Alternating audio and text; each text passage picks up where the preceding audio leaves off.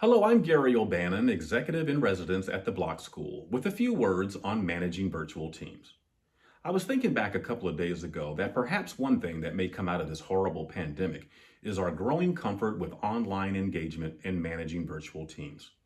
Heck, before 2020, my common view of a virtual team came from my PlayStation 4 and online Madden football franchise video games. My, how times have changed. At least one more real definition of a virtual team, however, is a group of people working together across time and space using electronic communication technology. There may be others, but that's a pretty good one. Similar to in person teams, virtual team life is not problem free. And in order to be as effective as possible, we have to overcome certain challenges. Even though the whole virtual thing has an air of informality, I strongly suggest creating and maintaining a professional work environment. Professional attire and a distraction free work environment are part of any professional culture. Plus, setting professional standards helps employees to be efficient and get in the right mindset. And remind those who disagree that they only have to dress from the waist up anyway, so it should only take half the effort. Don't do away with norms that are expected in the workplace just because you're virtual. Create team agreements. It's helpful for teams to establish norms up front because we all know that getting that genie back in the bottle is always twice the work. So, for example, agree on how you will be scheduling meetings across time zones. Spread it around. Another, commit to eliminating distractions. Yes, they'll still happen, but agreeing is important and worthwhile. And define team member roles and responsibilities. That's always important.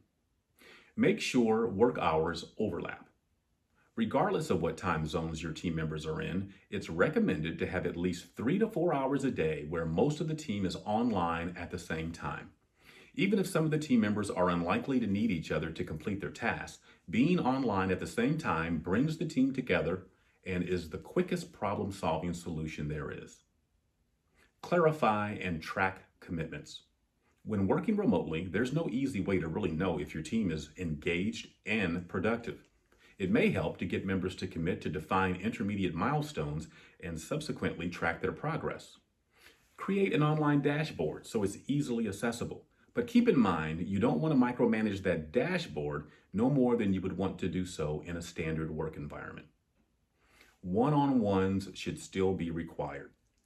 Now, while we've talked a lot about team meetings, one-to-one performance management and coaching interactions with members is still very critical to our success. One issue that you want to avoid is to not concentrate so much on the team that we forget that we still reward and hold employees accountable individually. This keeps members connected to the vision and reminds each member how they are uniquely part of that link to success. Show empathy. Try starting each meeting with a check-in, having each member take a couple of minutes to discuss what they're doing, what's going well, and what's a challenge. And keep adding team building exercises along the way as opposed to exclusively focusing on tasks and deadlines. We know that Zoom meetings or other virtual online platforms, while passive, wear us down, and we need to find opportunities to give our teams relief. And that leads me to my final suggestion. Hang on to the fun aspects of work. I like to close with a reminder on the appropriateness of infusing some fun in our interactions. We miss that from the workplace. It's hard to replicate online, and yes, it may feel a bit different or weird, but we should try to mimic the workplace environments as much as possible.